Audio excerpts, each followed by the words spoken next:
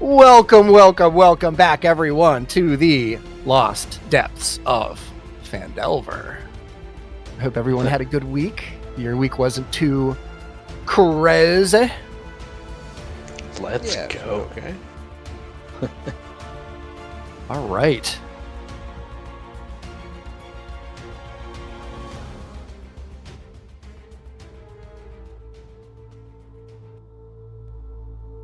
It has been Everyone has another the week. audio? Oh, Yep. Yep. Everybody has music? Mm-hmm. Yeah. Okay.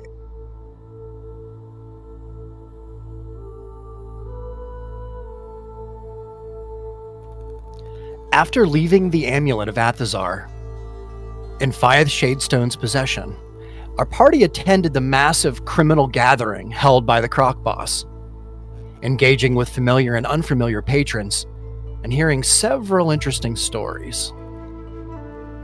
With Rummy watching over him, Fyeth began to become irrational. Due to the enigmatic effects of the amulet, and magically banished Rummy to an unfamiliar cave system far away near Fyeth's home. Brandy and Aliva left the gathering to ensure that the amulet was secure, and subsequently had to pull Fyeth from the ocean to save his life.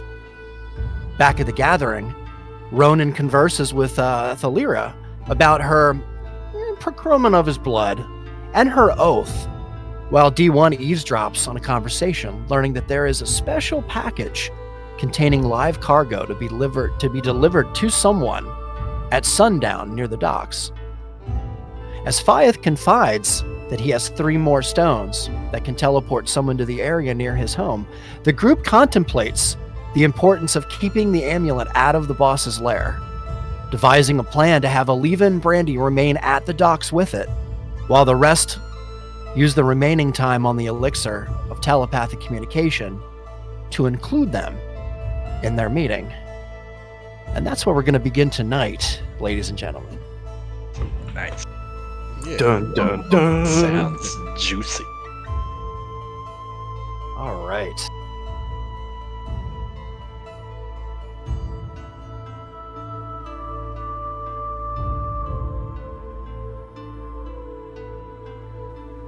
Okay, here we go.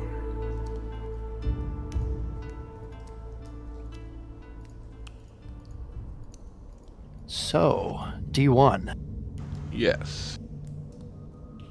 how you feeling tonight, sir? Doing okay. Doing good? I'm stalling. I don't know if you could tell. Yeah. He's All doing right. crowd work. Whoops, that's not right. Hold on.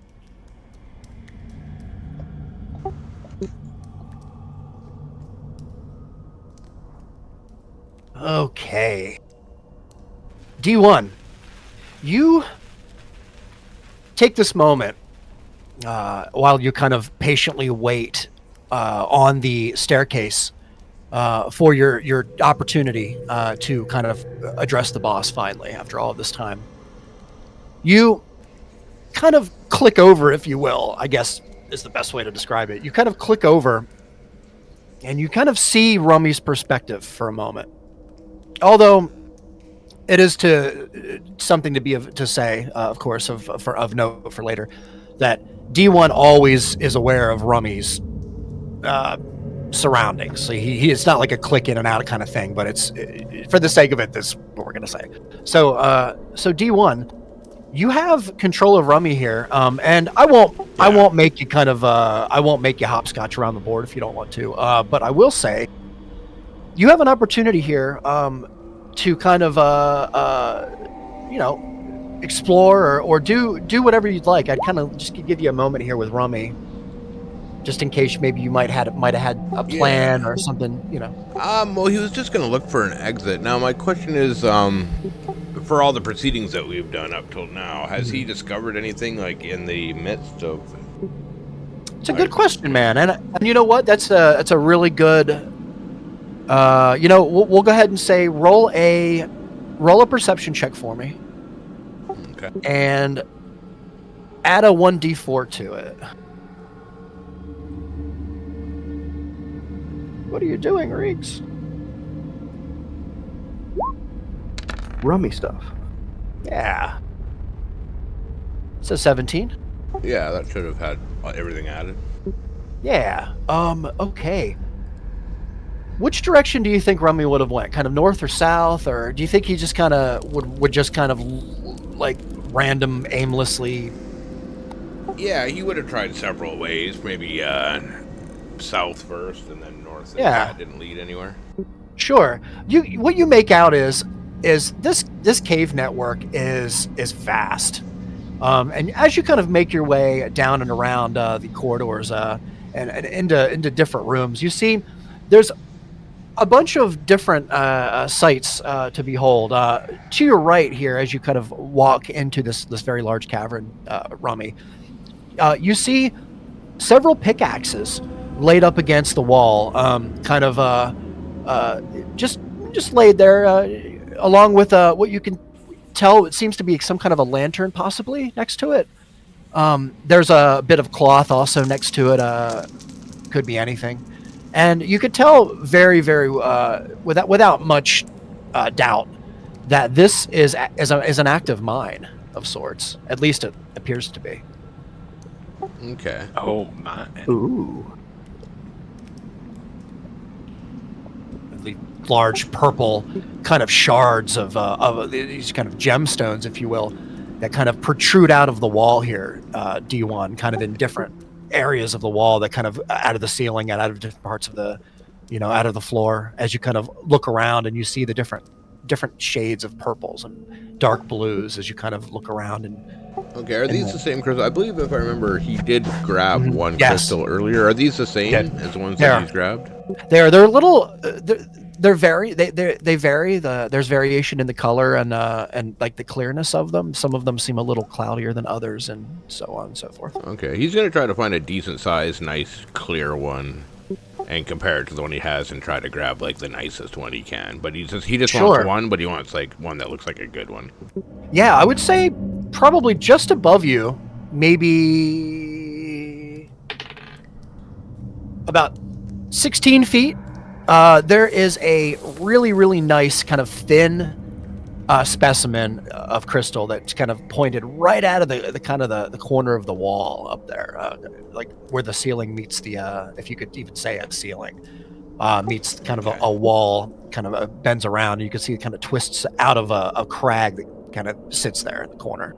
Okay, maybe he'll grab a couple. Actually, he's gonna look for a couple of really nice Sure. ones, like say 3 really nice ones. And Yeah. grab them. I would say roll an investigation check. It's pretty high up there, and it's still really dark, even though Rummy can see. There's a weird vibration to D1 that seems to be happening, and you can hear it too throughout the cave. It kind of comes and goes. It's an ebb and flow, if you will, of a weird kind of hollow sound that you can actually observe if you listen. Gotcha. Investigation. Yeah. That is a 16. That is good. Yeah. Yeah, we're gonna let your D1 or let your D4s here with Rummy. It's kind of an extra actually, special now that I thing. think about it, I shouldn't be using those. Well, this Guidance. is something different. Gotcha. This is from using from you were kind of teleported here, Yeah. and there was another effect that came with that I'm just basically doing. Okay, so I'll just leave guidance on it. We'll just count that. Yeah, basically. It's basically what you're getting. Okay, so you kind of make your way up there, and I would say with that investigation check, that's more than enough. You find not only 3, but probably like 6 or 7 little shards, probably the size of maybe pencils, sticking up out of the wall, and they're very easy. You could very easily break them off. Okay, is that like do you the want to break them largest off? size, like the pencil size? Oh, they're large. They get really, really large around the cave here, but those are probably the most accessible and easiest to kind of break away that you would imagine. The other ones that are around are quite large at the base. Okay, he wanted Call 'em maybe cigar use size. a bigger one if you could. Cigar size, yeah. What kind of size are you looking for? Like the size of a human fist, maybe. Okay, that's pretty thick. You might require a little bit of finesse to try and kind of get that broken off. There are pickaxes here Yeah, maybe he will grab. Now, how big is the pickaxe? 'Cause That's a good question. he's little, Can Rummy right? carry Yeah. a pickaxe? That'd be fucking awesome if you could actually pick up a pickaxe. I mean, it depends on the Let's size see. of it. He's only 2 feet tall. Keep that in mind, right? Yeah. Let me see.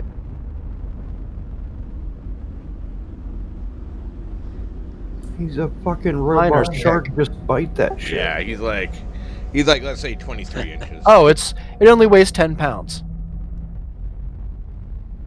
I'll say, Yeah, he just might for be the able to. sake of it, this is hilarious actually. So Yeah. for the sake of it, let's just let it happen. So you're gonna have Rummy pick up one of the pickaxes and take it up to the ceiling, or because that's Yeah. kind of where these are. There's a big piece there that's probably about as thick as maybe your wrist, like where your wrist meets your hand. Okay. Yeah, Is he's that about gonna the look size for like your- the thickest, clearest one he can, and he's gonna Okay. try to pickaxe it off the ceiling.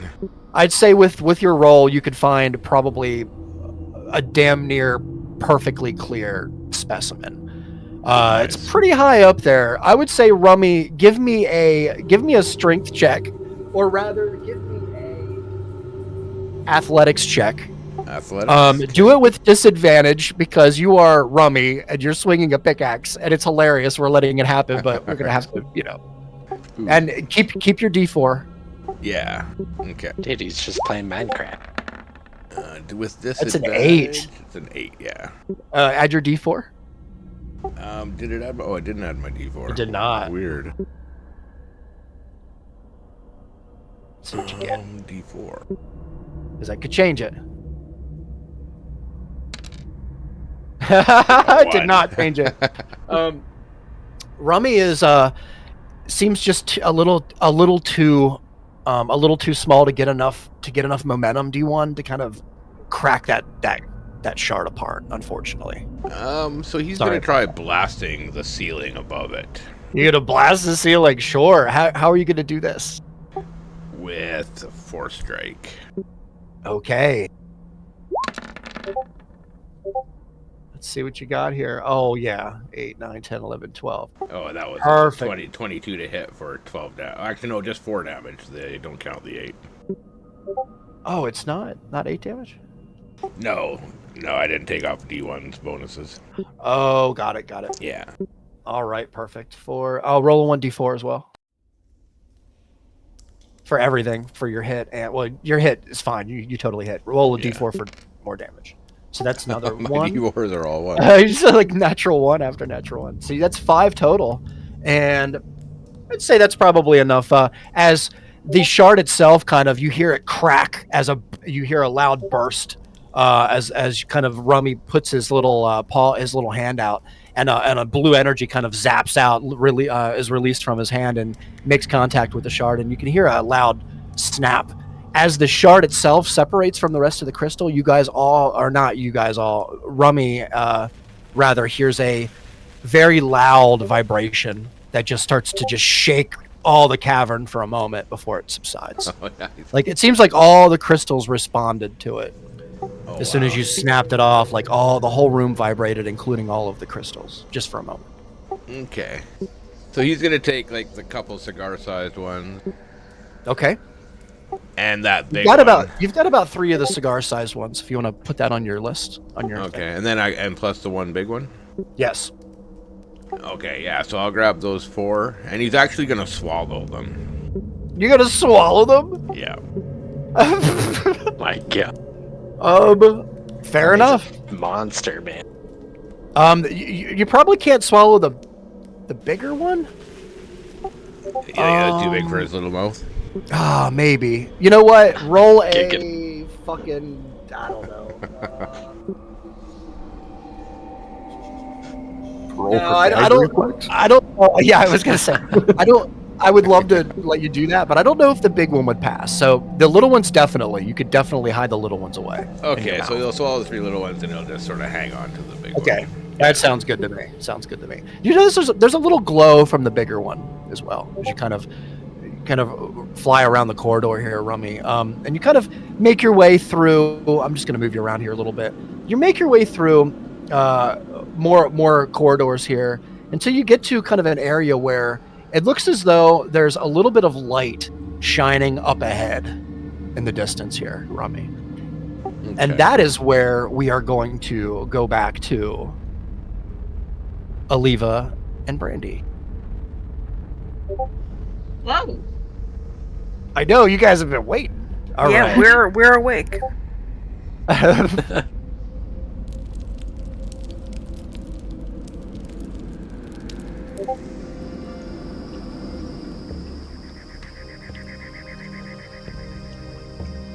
All right.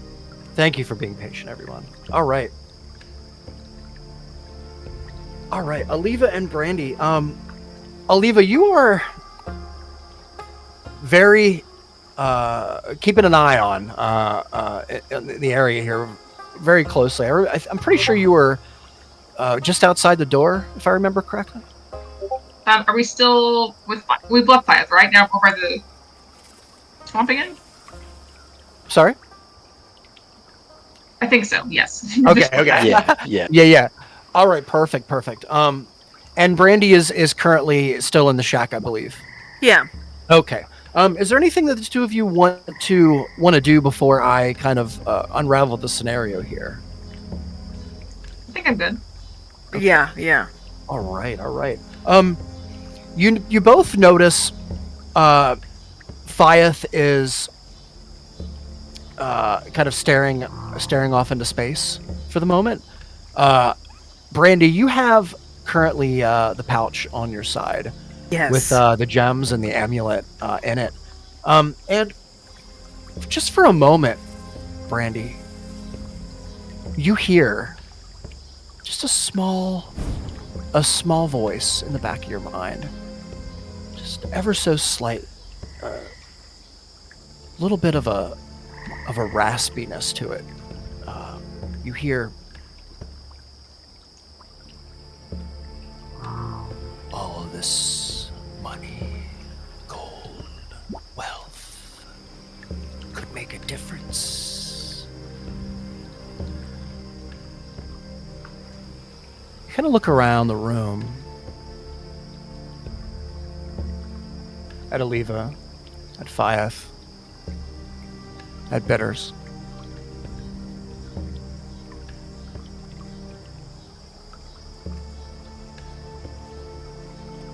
Say, slight breeze for one moment, Brandy. As it hits the window, you can hear kind of a rattling sound as it kind of breaks at the silence, the very awkward silence. You sure. And you look over to the window for a moment, and there seems to be a bird of some sort, maybe perhaps a crow or a raven, and it's fluttering its wings kind of violently at the window, almost like it's trying to get in. And as soon as you kind of notice it, it flies off. Oh, that was spooky.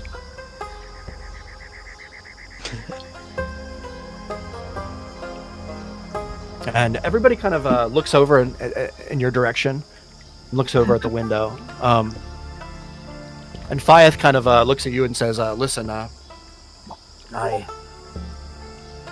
seawater.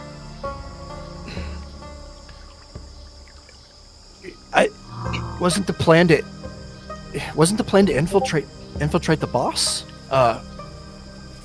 What are we all doing here? We have to get the hell out of here. He kind of snaps out of it again, and you hear him kind of go back into his rant about the whole bog catching on fire. He mentions Nestlewood, seemingly a town to the south, with a very large dock, if you will, Nestlewood, a port, a pretty major port in the area here, and says that's the only way to escape is to get to Nestlewood. Anyway, in the moment here, it's nothing like anything new that you haven't heard before from him, like in this moment here, and you kind of you're kind of getting used to his rambling.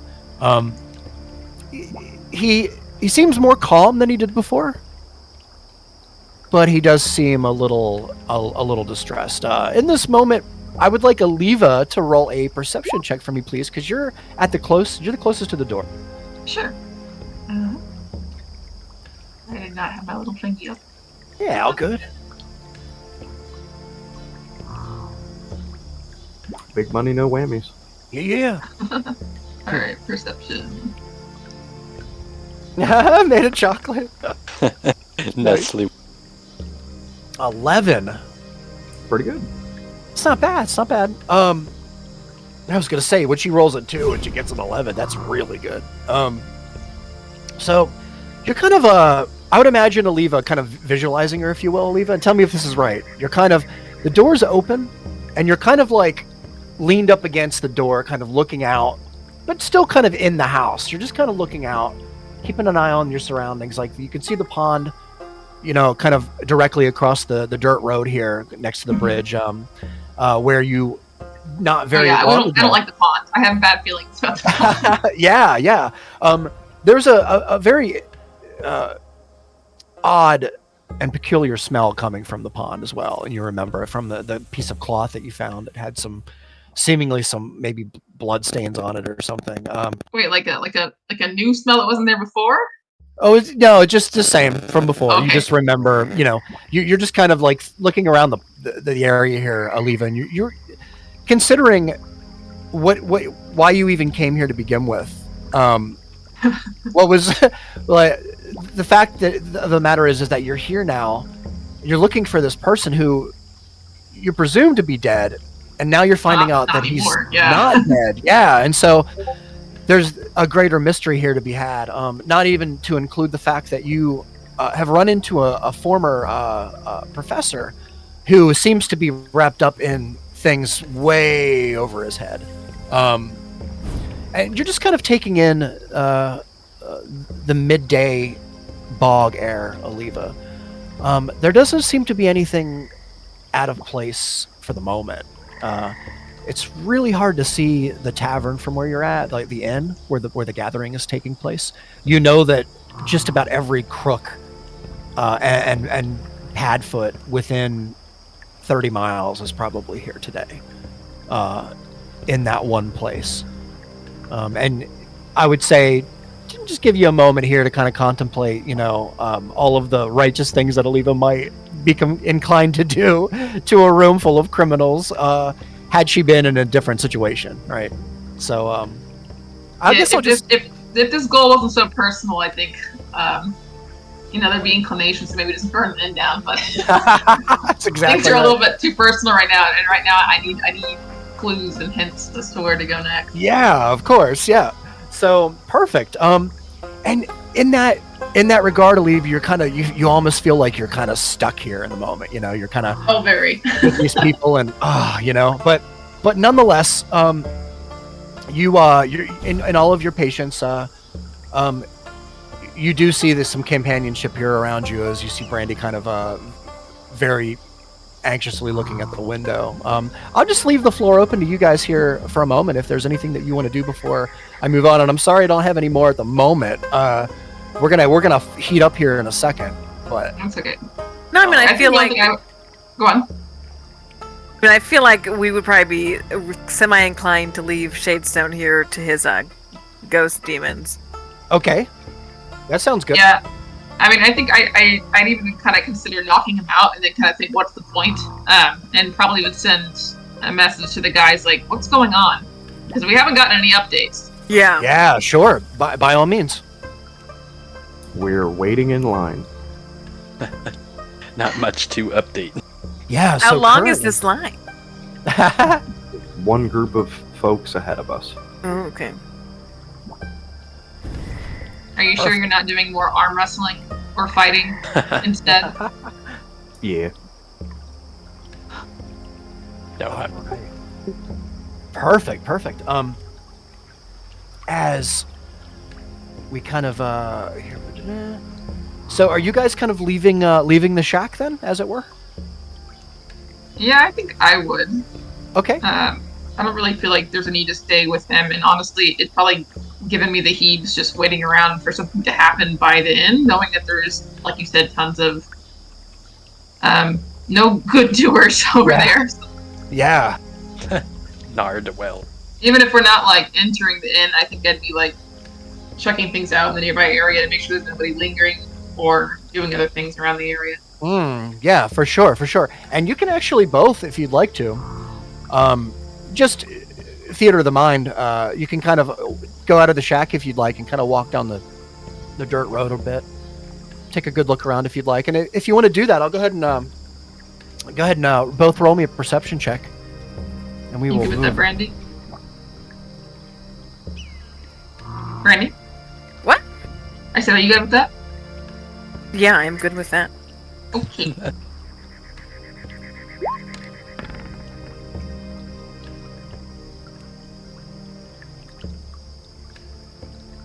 All right.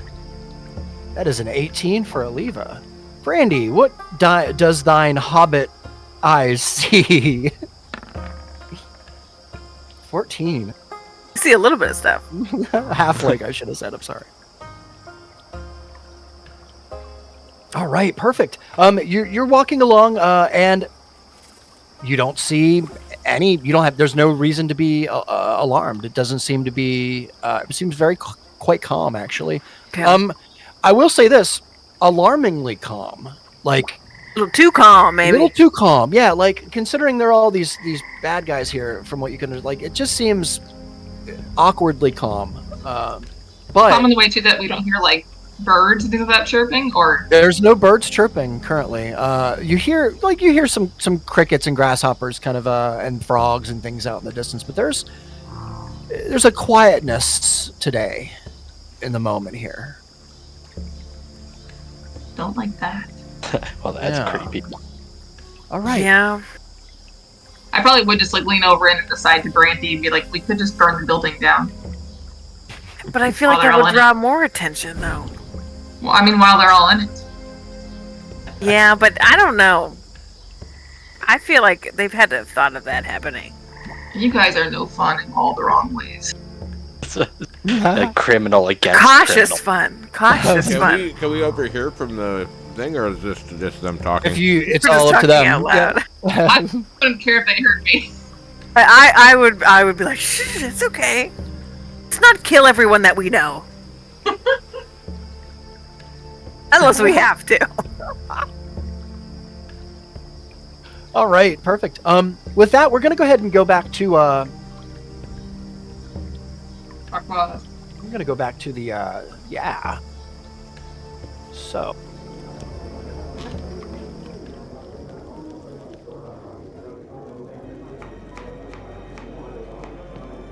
All right. I would like to. I'm gonna give you guys the map for this, just so you can get a better perspective of where we're at here. Again, this is not perfect, but you know, for the sake of it, so you can see where you're at. All right. You see, in the moment here, the collection plates are kind of moving past you guys. They're moving kind of up and around you, and as the cloaked figures get closer, Ronan and Griff and D1, you notice they're very skinny forms underneath these cloaks. Kind of pale skin underneath. From what you can tell, their hands and their fingers that are holding the plates. It's almost a grayish color. They're gamers. They seem almost to have scales at close glance. Although it's quite dark in here, so it's really hard to see, and you can't really make out any face because there seems to be a mask underneath the cloak. It seems to be like a black mask that kind of protrudes a bit over the nose, just a bit.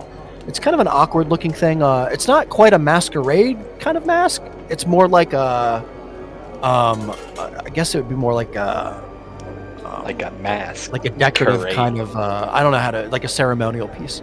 And they're all colored black. The masks are black themselves, and it's kind of covering like a shapeless kind of form from what you can see over a face, except for the nose that kind of protrudes out a bit, almost like a little beak would.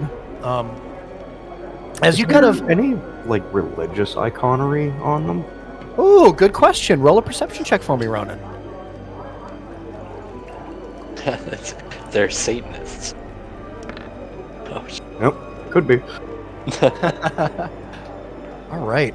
They cursed your Ronan, roll. the only thing you notice was the same thing you noticed before. They're all wearing necklaces that's like a on a very kind of looks like a cheap hempen cord with a big either a gold but probably more likely like brass or copper. It's really dark in here, so it's hard to see.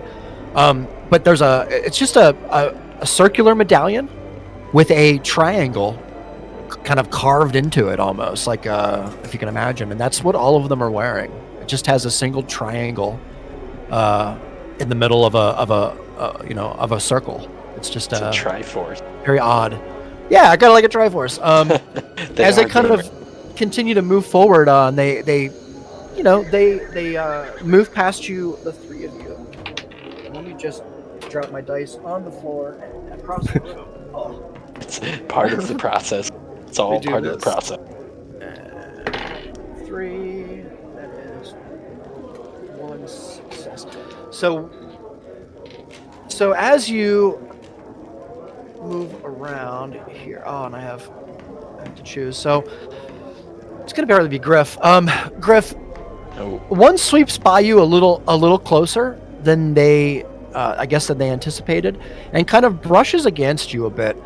And the bottom of the cloak kind of lifts up just for a moment as it gets kind of caught on a piece of your armor as they go by, and you see underneath, and you see a leg. It's a gray leg, and it's covered in scales. interesting. As they kind of move forward, yeah. Is there any like armor that they're wearing underneath the cloak that I can make out? Roll a perception check just for this moment, since you did get a good look. Just for fun. Yeah, just for fun. Hold on. Perception. That should be on a shirt, huh? that's like, yeah. The catchphrase of our whole theme. Just for fun. It's all just for. It's just for fun. wired. Yep. Okay. Cool. I need perception just to find perception. An 8. Yeah. So, Griff, it's so dark in here. It's really dark in here. You could see, you can make out scales on the leg. It's hard to tell what that means exactly. This could be dragonborn. They could be lizards. They could be snakes. It's hard to say. I mean, they have scales, so it's really It's a not rough really call. identify them. It's true, yeah. But you can tell that they're all uniform. They all are uniform. They're wearing the same kind of cloaks, the same medallion, same mask. There isn't any that stands out amongst the group. Interesting. Does it? I mean, it might be too much to ask, but do I feel like what is outside of the cloak or whatnot is like an illusion? Like an illusion.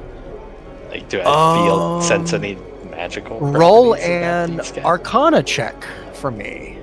Nope. I'll let you do that. Damn. I don't think I've. It's gonna be a high one. Arcana check.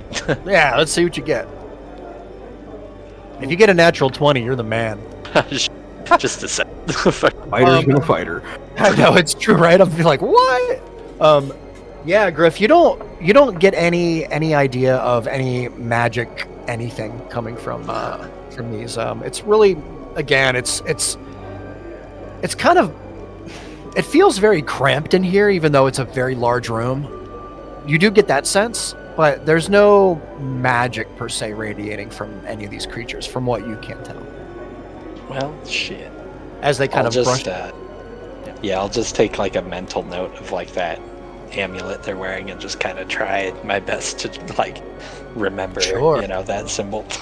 Yeah, no, you got it for sure. And if you want to just take a sketch of it, it's just a long hempen cord that brings the amulet down to about the solar plexus of the wearer, and it's a large kind of maybe the size of your fist, round, a copper or a brass, just a circle with a triangle in the middle, just a very easy, simple triangle in the very middle.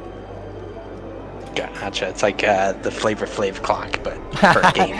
Exactly, But but it's a triangle. Yeah. Cool. Yeah. Yeah. No. So, all right. So they brush past you. you two, Ronan, and you notice they kind of move past you with purpose as they lift the offering plates onto a table, kind of up near the tables of where the boss is, and you can see there's probably like 6 or 7 of these plates kind of laid out. You could definitely make out, Ronan, that there's a rotted peach in one of them. All right, perfect. Oh. With that, we're gonna go into. Does anybody want to do anything else before I go to the next part here? I just want to open the floor here for a moment. No, I think we're good. I will ask Diz and Griff, should Yeah. we holler for Brix to come up with us, or I can't remember if we talked to him about that. Oh, yeah, we probably should have Brix with us, shouldn't we? I thought Alright. he was. I thought he was in the crowd joining us, but yeah, where did we leave Brick? Yeah. He's by the door. For some reason, he's right here. By the bar area. Rex is gone! Nobody Brick. fucking checks for What Brick. In the hell? Weird. All right.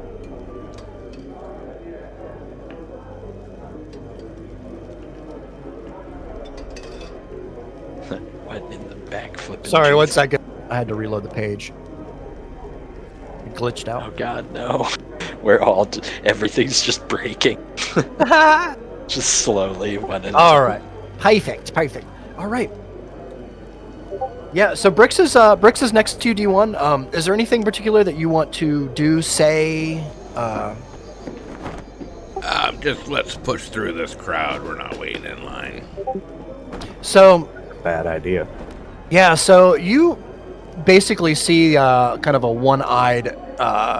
Looks like a very odd cross between like a human and an ogre, kind of standing, kind of at the top of the stairs there, and it's very clear that there's a line here waiting to get to the boss. It doesn't seem like a long line. There's 3 people, 2 dwarves and a woman, seemingly the same woman that you all noticed coming from a path to the south of the bog there. As we kind of go up through to the boss here, let me. And we had sent somebody to tell the boss that we were here, right? You did, yeah. Okay. Yeah, I'm I'll gonna move back tell from that Brix to person. go talk to the Cyclops guy. Go set that guy straight. We're next. You know the boss. You're an employee here, right? And I'm gonna physically bump my way through these people. Are they gonna say anything to me? You are halted actually for a moment, D1, by the large ogre person here that stops and says, "Wait your turn." When you help Brix, get up here. He kind of like puts his hand on your arm and says, come back here. Come back here. You don't want to piss him off. Just come back here." I'm gonna Points yell to at a the Croc sign. boss. Hey, Croc boss, you're waiting for us, right? It's very loud in here. And D1, just to make this completely clear, you are a little fish in a very big pond at the moment. Yes. For you to shove through, like if you really want to try and really put a lot of effort into shoving through, we can play that out, but it probably won't go well, only because, like I said, you guys are not Gonna really get beat up. known. Yeah, like there are a lot of people in here that like are known, and so you have kind of a group of spectators at the table currently looking in your direction because they see that there's a little bit of commotion stirred. What would you like to do? Do you want to wait in line, or what is your? I'm what is just your worried call? about the time left we have on the elixir. Mm-hmm. He's gonna get jumped and be like, I changed my mind. Yeah, Burn it but- down. Burn it down. You have about 10 minutes. So Yeah. as it were, if you were to wait in line here, you will still have time by the time you get talked to the boss. Okay, I'm gonna come back down to Brix and just, hey, I thought you worked for the boss, right? Like, fuck, you're close to him. Like, you can't get us ahead in the line here. I can't listen. you think highly of me, and I appreciate the respect, but I mean, who are these three ahead of us? Like, they're a bunch of fucking nobodies. You're fucking a henchman of the boss. you don't know who these people are. These dwarves could be anybody. I mean, they could be absolutely anybody. And Marcel, she's kind of one of the boss's favorites. I wouldn't shove my way to the front just yet. Just bide your time here. It's best to just. We're on a bit of a tight timeline with that. You know what we drank before we came up down here, right? Would you drink? No, he doesn't. Did I miss out on a great drink or something? What did you guys? Yeah, something that just gave us a little, a little energy. A little energy. Yeah, like. Did it give you wings? Pretty, something like that, but not the kind that let you fly. So as soon as you kind of begin to talk here, you hear the kind of the ogre kind of step forward to the two dwarves. The two dwarves step forward to the boss here. As you kind of are you waiting patiently? We'll let them go. I'm gonna look at Griffin, Ronan. Man, do we have enough time on this elixir to include the others? I'm gonna say that in our mind, not out loud. Yeah, for sure. I'll say, I definitely think we'll have time. We, whatever ceremony is happening seems like we're not getting through. Yep. The hard way. Plus, there is that sign over at the front that says "No Karens." Yeah, no, and you can see D1 is very, very, very determined, actually, and almost like borderline irritated, because he really wants to get to the front of the line here and talk to the boss, because that's the whole point. He wants to make sure that there's enough time for your telepathy potion to be able to communicate while you're talking to the boss, and you there's a real sense of urgency here, and I actually love that, by the way, low-key. So as the dwarves kind of make their way up to the top here, give me 1 second. There's not even too much we'll need to run telepathically, I don't think. I think we'll be able to pick up on each other's cues, hopefully. Yeah. Even when it does run it. All right. Well, we'll see. I mean, we'll just try to involve Aliva and Brandy in as much of this conversation as we can. I'm just waiting for to screw up around the boss and have my hands chopped off again. Just immediately. Yeah, I don't want to watch that happen. Okay. Just mind our P's and Q's, and Get as much use out of whoever's it as we can. not actively talking with the boss, just kind of relay everything being said as it's said to the others. Yeah, that's definitely the Make plan. as much use of the time that we have, but it is what it is. Yeah, there's three of us, so at all times, one of the three of us can be silently relaying. Yes. All right. Is everybody good? Yeah, I think so. All right. Perfect. So as the two dwarves step up to the boss,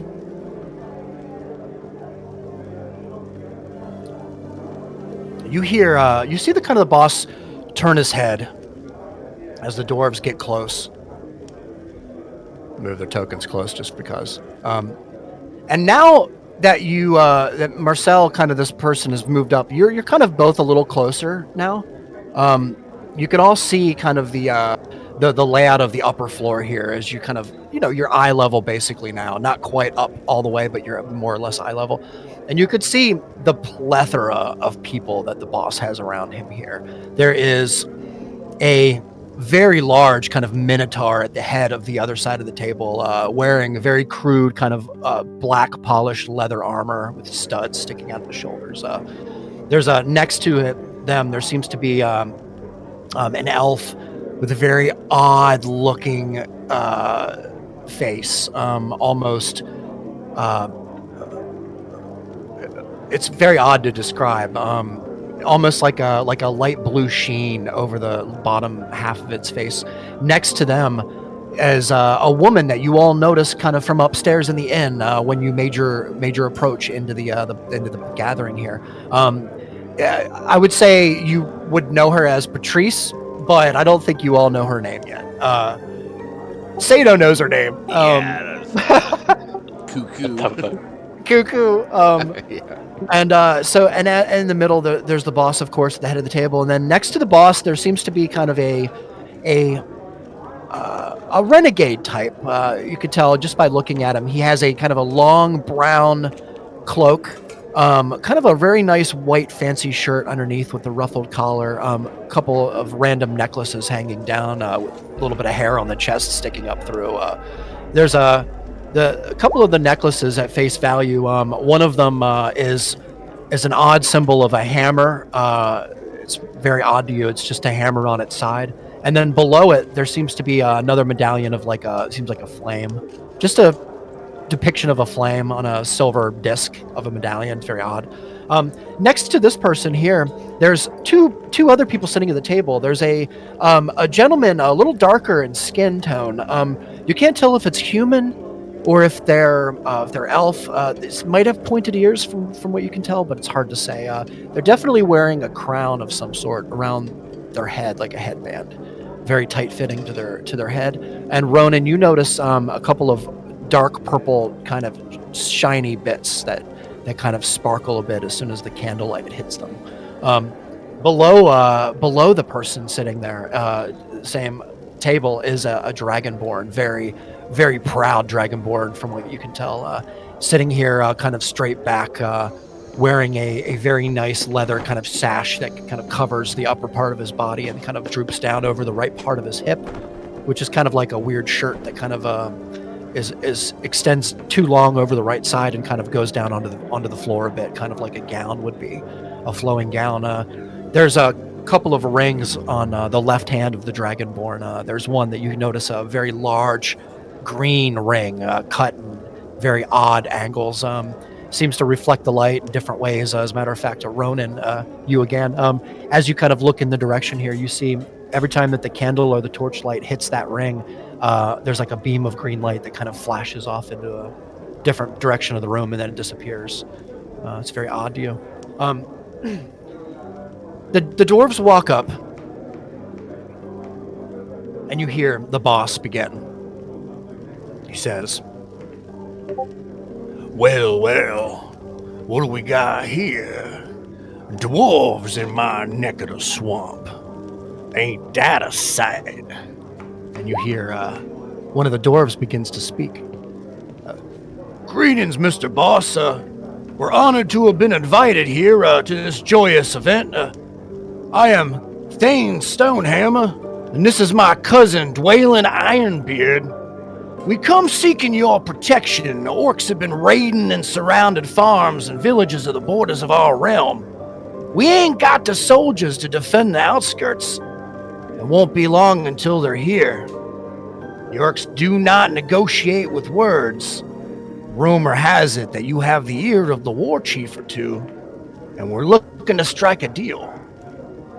The boss kind of looks down. Protection, huh? The bayou is a dangerous place.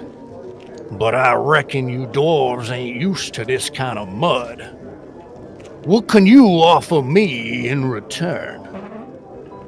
And Thane looks at the boss. We've got plenty of shiny we've got gold shiny as the sun and a crawfish shell.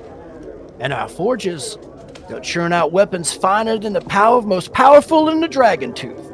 We'll pay tribute, and in return, we ask for your influence. Keep the orcs off our lands, and we'll keep the shine flowing. The boss kind of looks down at the dwarves and says, Gold weapons, huh? I like the sound of that, of course. More is always better. But tell me, dwarves, what's in it for me beyond the glint of your coins? And then the dwarves' brother speaks up. We're crafters, boss. We'll forge you a blade the sharpest in the bayou.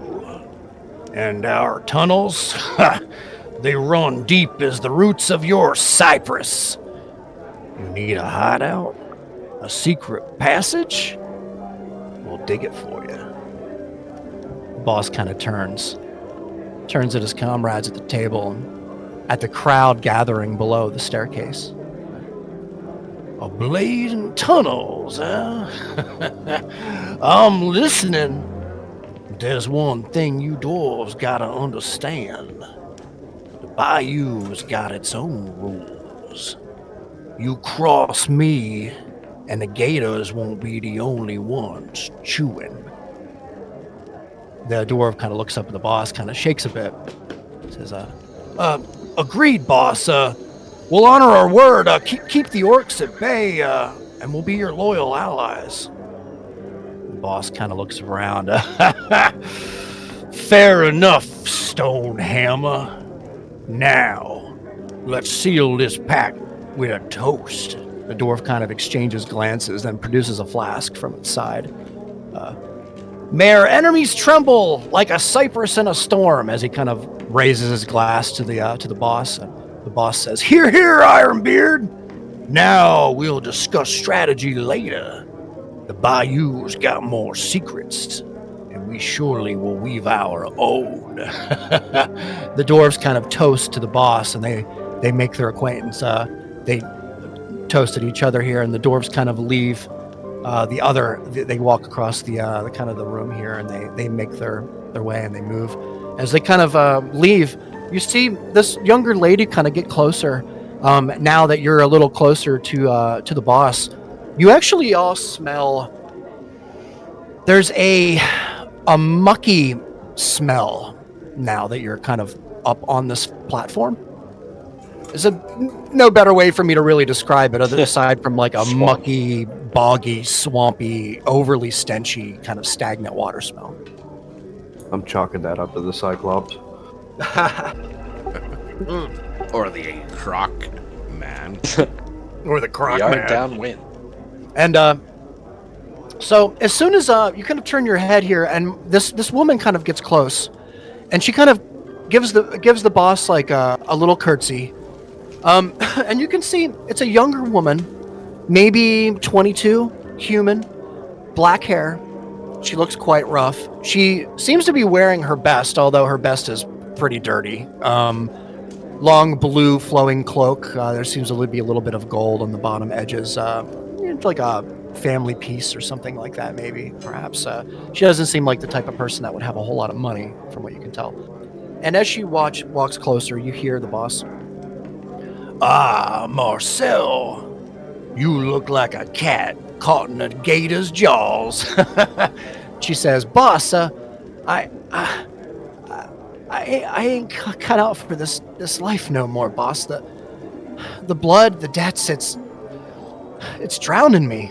And the boss kind of looks back over and says, Ain't no one forced you to wear these colors, girl.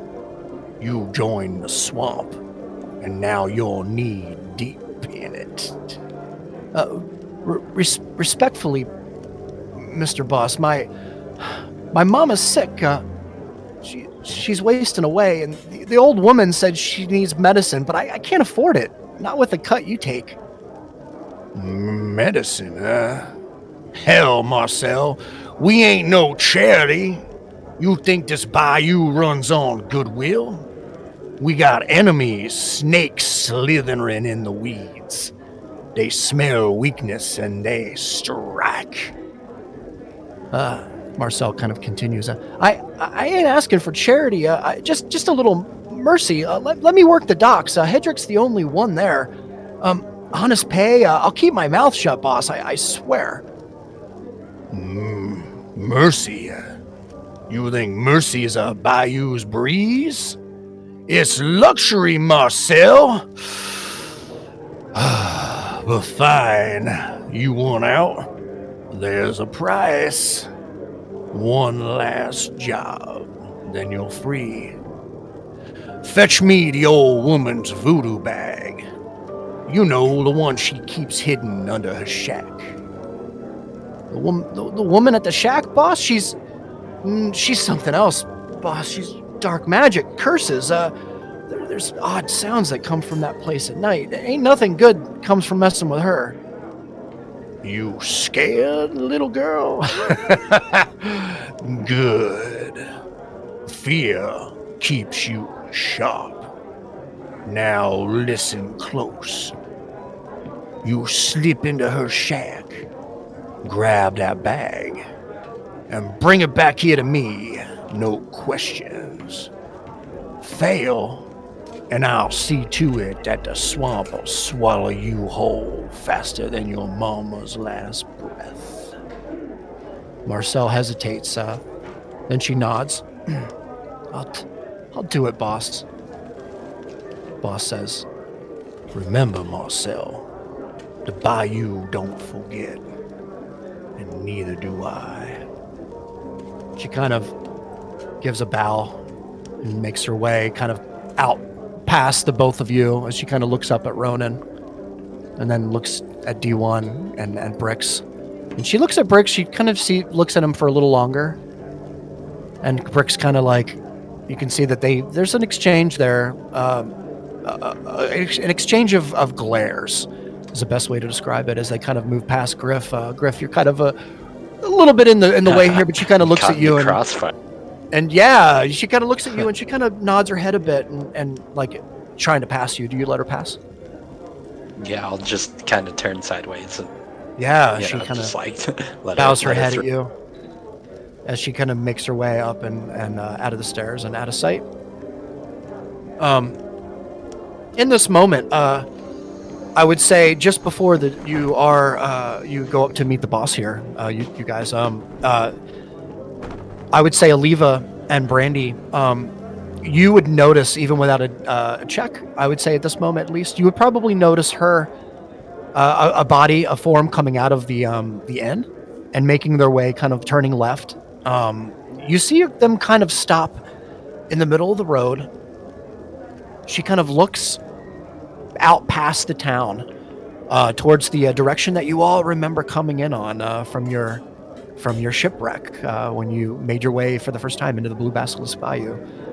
She looks in that direction, and you almost see like there's a sense of hesitation. You can see that she's like contemplating just booking it.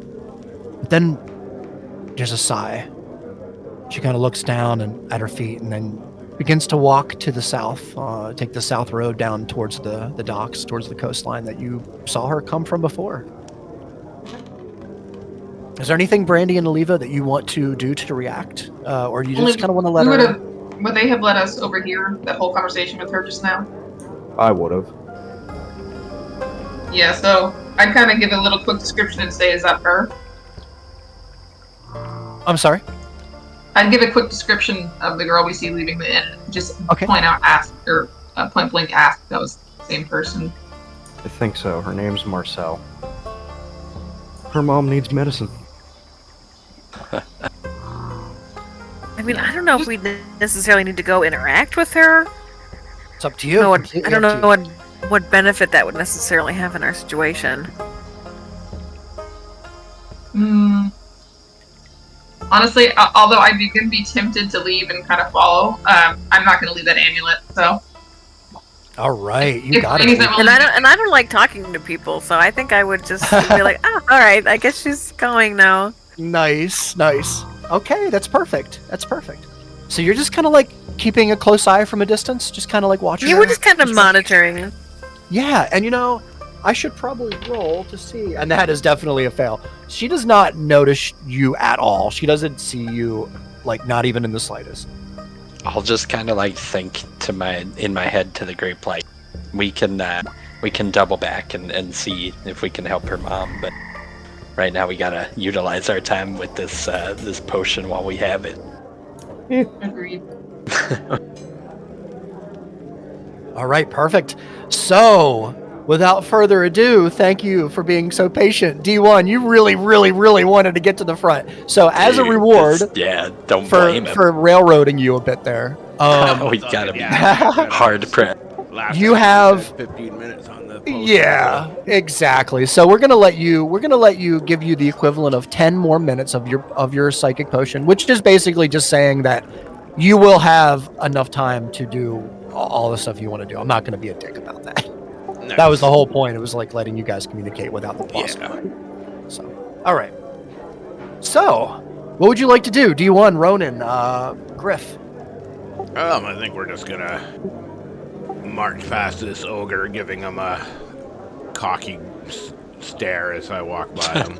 I got my eyes on you, or eye on you. Fuck. Fuck it up. I got my eye on you. Yeah. And he does. He's watching you. There's one big eye that you notice, like the size of your fist. It's huge, and it's just sitting right in the middle of his head, right above a very large, kind of crooked nose, as he kind of just has it all fixed on you the entire time. Now, D1, as you move closer into the room, and Ronan and Griff, you see back behind the boss, back here, is a dark figure, kind of just standing there against a cabinet or something, against a table. He's just watching your position. Red Just, eyes. It's one thing you notice. casually. Very red eye. Yeah, just watching. Seems to be maybe a crony, a henchman, something like that. One of the boss's protectors. As you all, yeah. So as you kind of get closer here, the boss kind of acknowledges you, kind of getting in closer here. And that is where we're going to take a break. I'm sorry, but that is where we're going to take a break. Really good cliffhanger. It was fun. All right. I'm gonna grab a drink real quick. Hell Sounds good. Me too. yeah. The fucking. I've got my eyes on you, Reed. That should be fucking great, dude. I tried. I fucked it up, man. No, honestly, that's a good fucking joke to just incorporate in, you know? Like, I've got my eyes on you. Wait a minute. Because it's supposed to be eye, because he says one eye, but whatever. Dude, I no, fucked that's up my actually... own That's a good fucking joke, honestly. Thanks, man. Yeah, I'll be back in a minute. Yeah.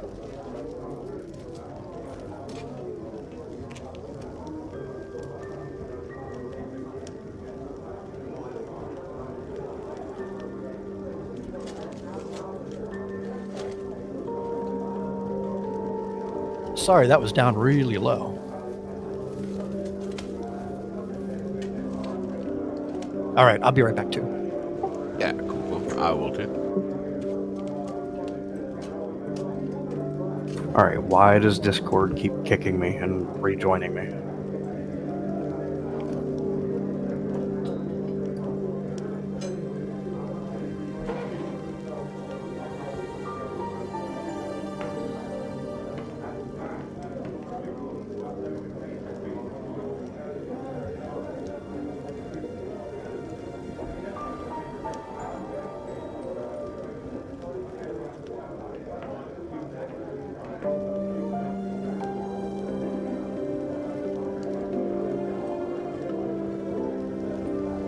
Oh my god, that was so much.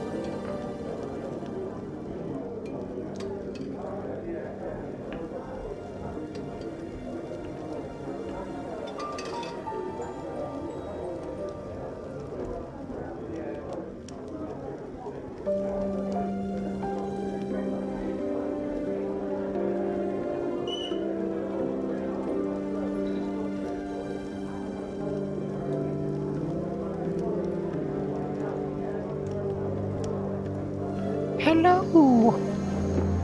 Oh, hi. Hello, Hi. hello. Hey, I'm back to you. How you Um, doing? so- How you doing? What's up? There is one thing I've noticed that is different. Uh-oh. I mean, I don't know if it's what's causing the problem with my volume, but on my screen, every time anybody makes any noise talking or doing anything, I get this blue sound bar above my little D12PNU icon at the bottom. Ooh, I'm back. Whoa, what the hell just happened to your volume? It just shot Yeah, way down. it's constantly doing What the that. I have to constantly adjust it. Whoa, what the Yeah, it's like Why is constantly that going happening down. now? Yeah, what was that about the blue one? The So volume thing's been you happening. guys will notice when you see the recording that on my on the usual ones this has never been before, but like as I'm talking now and as you guys talk, there's like a blue sound bar above my name, and that's never Fine. been there before I have no In idea what's going OBS? on. on Roll20. Yeah, that doesn't happen on mine. Yeah, like Blue sound bar. every time there's sound, there's a blue sound bar right above the D12PNU icon on my screen, like a little blue sound bar that kind of goes up and down as we talk. What the heck? Is there Go sound to through? your settings on Roll20. Exactly. I don't see anything in settings that would be affecting that. You have an overlay? Audio and video. Yeah, audio and video. Do you see anything in there that would cause an overlay? Audio input source.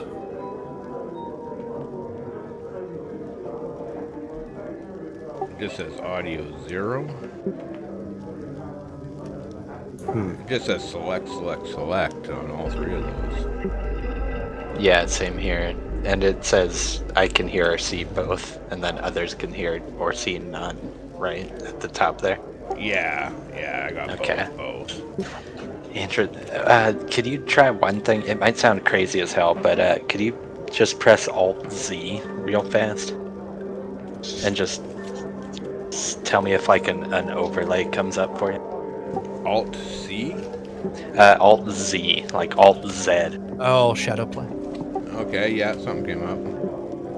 And is there any, that little speaker symbol below where it says gallery? None of that is lit up as green, correct? It's all just white. Hopefully. Yeah. Okay. Yeah. Yep, that's all I really wanted to check. You can Shadow you can play is Alt-Z pretty great. that. Do you know It that is. shadow play works with Notepad? Like if you open Notepad or Paint, it'll fucking Dude, cue yeah. it. I've been using it to like rip, videos off like YouTube Yeah, and, like, Adult yeah, Swim and shit. That's Dude, what I it's- mean. That's you can do that now because it Yep. it recognizes Paint or whatever as a program. You It couldn't is do that really before. fun. Because before you couldn't really? even capture desktop. Yeah, it wouldn't let you do it. I didn't know that. Shit, I'm But now just you used to. Yeah, I'm used to like the powerful version of it, just doing everything. And it's flawless too. It records flawlessly. You don't have to adjust your colors or Yeah. anything. It's really good. Dude, it gets music videos like perfect. It's really? amazing. Damn, I'm gonna have to try that. All right. Anyway, Yeah. So, are we all back? honestly, I'm racking my brain about like this whole time I've been thinking about that, Sato, and I'm like, Yeah. Well, after the game, we Okay. can maybe go over some stuff and see if we can figure Yeah, out we're what it almost- is, yeah, We'll go until time tonight. you're good, man. We'll respect I'm everybody's time. sorry and then because we'll, I'm not like the best with sound issues. Like, well, I should be sound able to issues help are you more horrible. with audio because I'm that's more of my alley. But maybe I can help you. We'll see. between know, though. our minds combined. Put your ring together, man. Put your ring. Yeah. Warm up. Form. Yeah.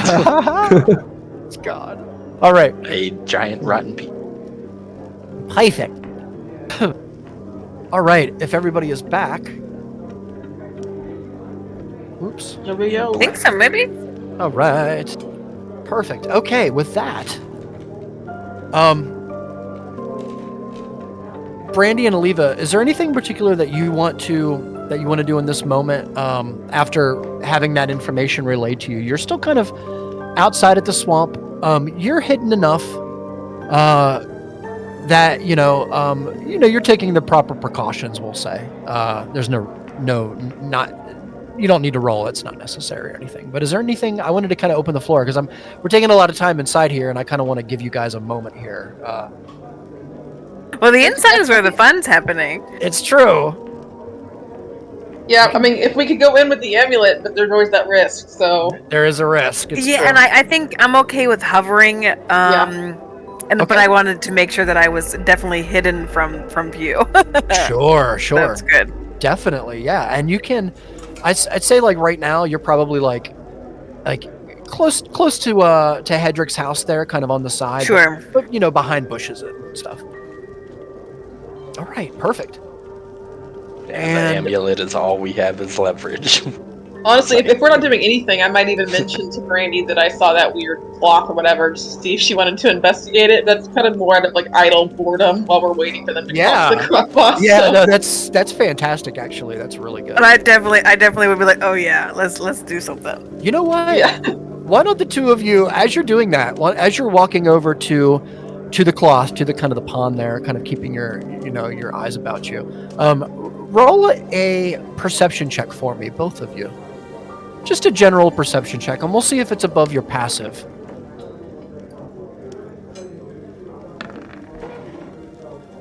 Brandy with a 26. Good lord. My 19 is good. That's really good. Yeah, it's really good. Both of you are very good. Okay. Exactly. So you kind of walk close to the pond here, Aliva, and you see you kind of take a good look around, look at your surroundings as per your schooling. And you back and you see Brandy, and Brandy is looking kind of down closer to the water's edge. Aliva, you notice pretty quickly, as soon as you get close enough to the water's edge now that the sun is in a part of the sky that isn't like blinding you. It's not like creating a bright surface for you that you can't look through. You can kind of see that the water isn't really cloudy anymore, that you've gotten out and it's had chance to settle. It's not as cloudy. You can see down about 2 or 3 feet, and right near the edge of the swamp, Aliva, take a wild guess of what you think you might see. Corpse! You see a skull very clearly, kind of half sunken in, maybe a half inch of soot and mud, sod and mud on the bottom of the very clear water. Now that you can see there, you can definitely make out a bit of maybe a collarbone as well. At the moment, Brandy, you have a very good view from your perfect position in the middle of the road here, down at the docks, and you can see straight out into the ocean. And just for the moment, the mist and the fog over that area of the land is lifted quite a bit, giving you a really clear view of about a mile out, and about 500 feet off of the deck, Brandy, you see it, a very large vessel. The vessel that these 3 characters probably came in from, as the dinghy, as the dinghy itself is sitting at the dock there. That's probably the vessel that they came in on. And apparently the vessel, and I don't even know if you know this, the vessel that apparently has live cargo aboard. I had a feeling. Yeah, so I think I would. You have a good. I think I would give Aliva a nudge and be like, "Listen, I think we got trouble coming on the harbor. There's a big ass boat coming this way."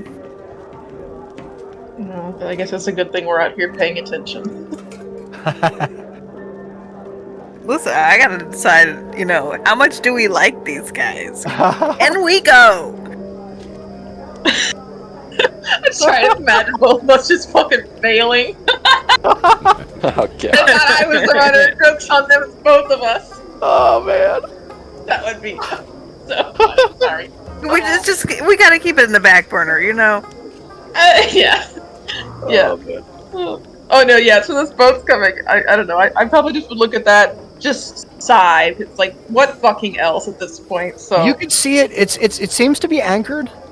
It's just it's pretty far off coast, and you can see that the crew of 3. And I should probably make this more clear.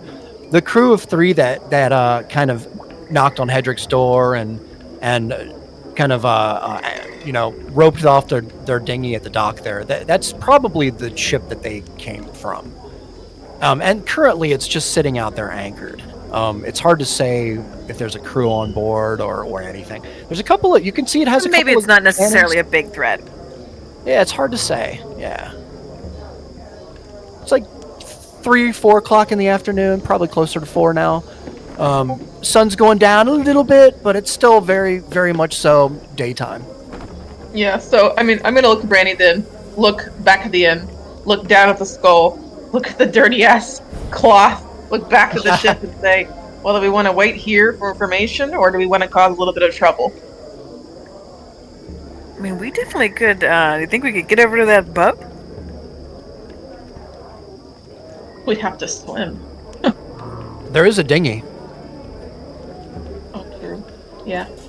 Here, you know what? I don't know why I didn't give you the map. My bad, guys. Sheesh. I'm not on my game. Let me... Sorry about that. Oops.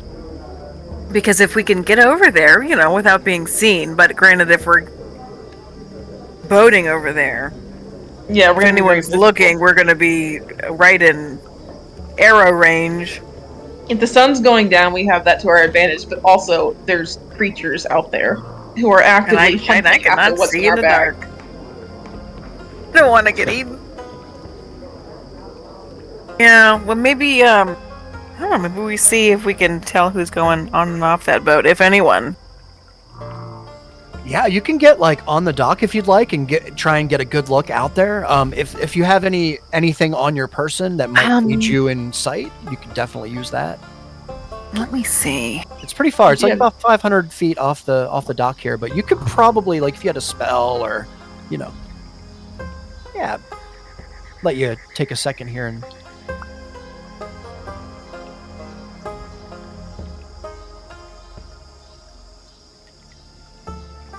Yeah, I'm trying to remember now what I have. And on your sheet it will show some things. Yeah. You know what sucks the worst is that D1 has something really useful for this, and he's inside. I know he has his little looking glass. I mean, I can see well in like dark spaces, but that's not going to help me at all here. But No, I mean, I don't think I would be able to see that far. The only thing you can do is send bitters out 100 feet. Yeah, see if she can get a view from the top. And she can get you 100 feet out into the ocean. Yeah, I mean, I think that would be worthwhile. That's a good idea. Forgot about bitters there. Yeah, you have What? How do you forget about bitters? Last one. I know. There You she didn't is. say that out loud. You thought that. I'm sorry, guys. I let us all down. I was gonna say throw a torch and light the whole forest on fire. Okay, I we're not mean- doing that. Full prophecy, Burning down yes. the bayou. I mean, would a swamp burn? If it was I hot want to find out. anything can burn. Depends on what's starting the fire. Yeah, I mean, I know I like the bitters idea. I mean, I can mentally link with bitters and send her out for a flight. Sounds good to me. See if we can see anything of interest out there. All right. What is your limit on? Is it 100 feet? Yeah. Okay. It's 100 feet. All right. So do you want to? I probably try to get closer to the water to give me some extra feet while Sounds still good. being hidden.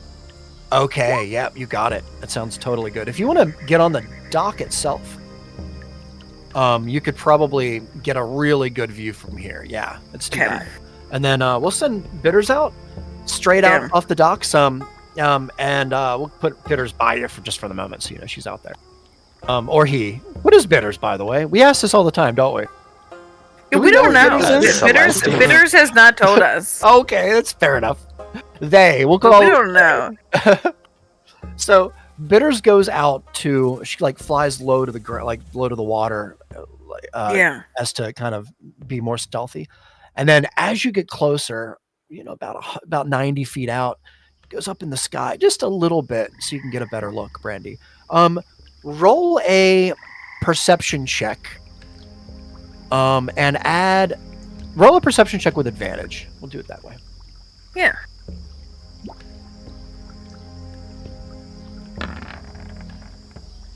Hey, a 25 is pretty good. It's pretty good. With this distance, Brandy, a lot closer to the boat, you get a pretty good look. You can see the top. You know what? Why don't I just do that? Oh, I see a boat. I'm on a boat. I'm on a boat. I'm on a boat. So, from what you see, there are a couple of there's a forward mast and a center mast, and then there's kind of a larger one in the back. It seems to be more about steering or whatever. And then you see there are a couple of people on the boat, on the ship. In the front, there seems to be a couple of people rigging up rope or something near the front. The anchor is most definitely in the ocean, although on the picture it's not. Okay, gotcha. Do I recognize anyone? That's a great question. Roll a perception check, Brandy. Another one. We're rolling all the perception checks. If anybody is ever curious about what skills to take when you're making a character in D&D, there's your answer. Perception. Is Perception. a valid one. Yeah. 14. Brandy, you're pretty far still. You know, you're Sure. probably, you're still about 400 feet or whatever, but you have a better bird's eye, if you will, perspective up a little higher. And so you can see, I've got to give you a little bit more here.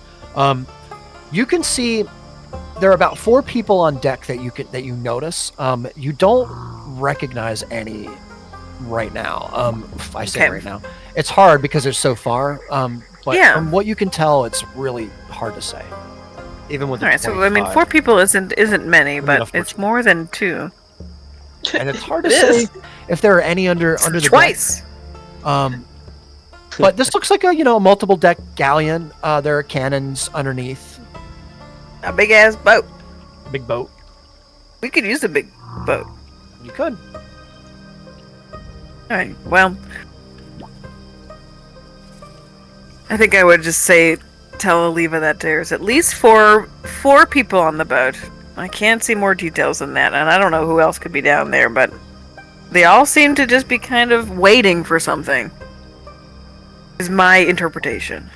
Yeah, I'd ask about, I guess species or whatever you're gonna say, ethnicity of people, and then as far as too, if she noticed any symbols or crests or whatever the hell. She did not. She's pretty far. That didn't seem much. Just bodies, basically. I would say a humanoid in shape. Suspect human. All right. So we're waiting. I mean, I don't see necessarily the risk in us going out there. Yeah, I'm just. That's going to be a tough fight. Yeah. I mean, All right, you got any we wait. cards? We could play cards. Do I look like I have cards? I got cards somewhere. Go fit. Are you sure Brandy. you don't have cards? Got someone play solitaire? Brandy, roll a wisdom save for me. Oh no! As you stand here, looking through the eyes of bidders, you. Oh, nice save. It's actually really good. You start to feel like in the back of your head, there's like a little bit of a twisting kind of a gargled voice. You don't really. You don't make out any words. It's kind of just at this point. It's just kind of like a distant memory or something. It's barely noticeable. Okay. Perfect. Is there anything else you guys want to do before we cut back here? Just to clarify, she never mentioned the weird voice she heard earlier with that crow or the bird tapping on the window, right? No. Okay. No, weird. I mean, that is private for now. Okay. Just going to the grave without. Nice. It's just something strange. I mean, I'm guessing that it's the amulet, and I don't want Oliva to get suspicious that maybe she should try and relieve it from me anytime soon. All right. As it is, I just cross my arms and kind of give her a judgmental stare as she plays solo solitaire, and we wait. Perfect. I'm winning. You have I'm winning. the dockhouse too, or with the boats and stuff in there. There's a table in there. There's some crates. There's a book there, and you know what? There's a deck of cards on the table there. I would want to How wait outside, convenient. to be honest. I want to see There's what everyone's also- doing, essentially. No, I Okay. would probably be outside too. Yeah, you got it. You're pretty hidden here from where you're at, Brandy. You're really pretty small, so you can see the ship at a distance, and you see bitters kind of up in the air close to the ship, and so you still have this perspective. So you're kind of monitoring the area here, I would say. I mean, that's the idea. All right, this is perfect. Okay, we're gonna go ahead and go back to the gathering.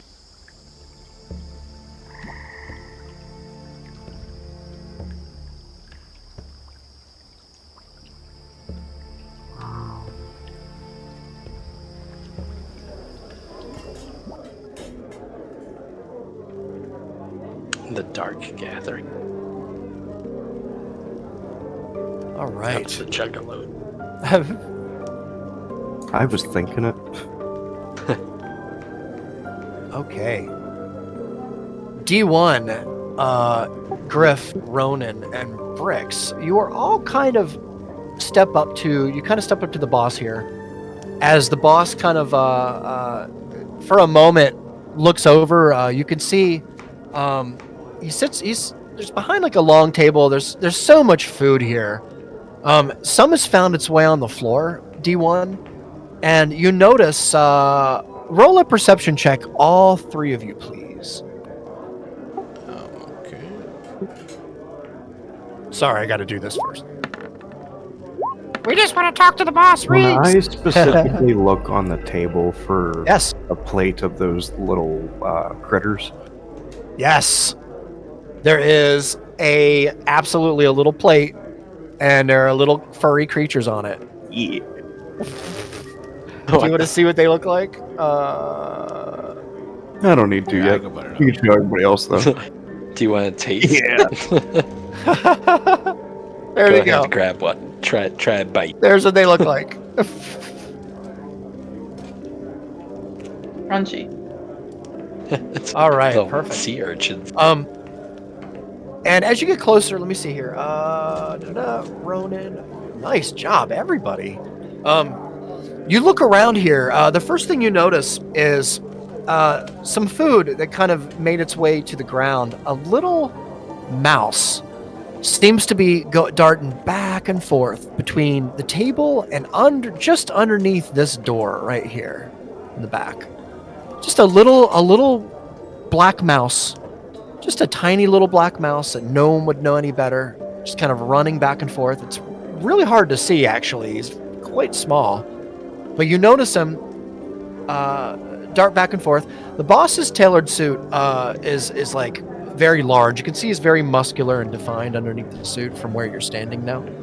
You can see it's a contrast to all the grime around him, as his eyes are like almost cold and calculating, and they sweep over the three of you as you kind of engage and you get a little bit closer, and then you gain the full attention of the boss, and the boss begins to speak, and he says to you, Welcome once again, strangers. If I remember properly, I offered you a chance at a very lucrative opportunity that you did not seize. You did not even take the time to hear me out. I must admit, after you abandoned our meeting and showed such disrespect after my free generosity, my first thought was to bleed you out in the middle of the bayou and throw your carcass to my hounds as an example. and you hear the crowd begin to whisper and chatter a bit. But he says, However, if I have learned one thing from my time here, along with my trusted advisors, it is that patience can be a much better ally than rage. the boss turns to Brix, and then back to you all. Perhaps the salty bayou rain has simply rendered you sickly. Are you sickly? As he looks for a response from you, D1. I don't get sick. And you gave us an offer. We said we'd think about it. And that's what we've been doing. An offer to join a powerful organization that you did not seize. You gave us an offer for a job.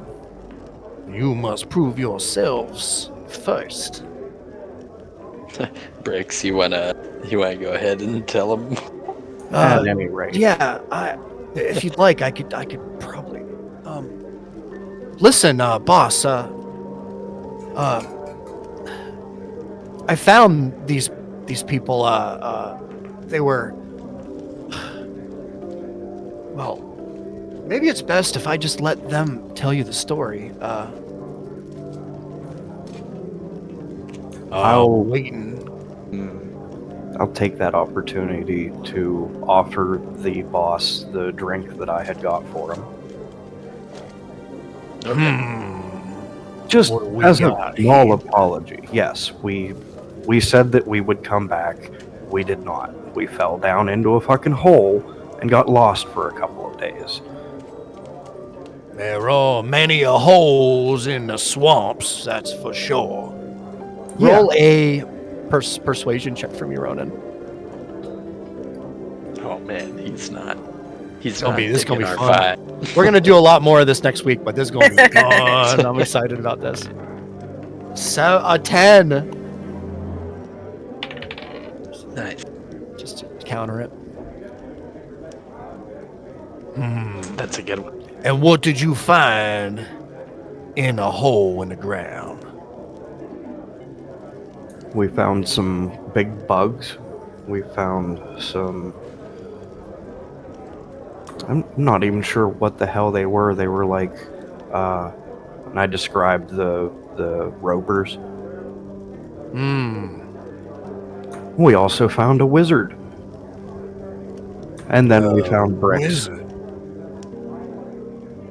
Well, bricks found us at that point. He looks over at Bricks.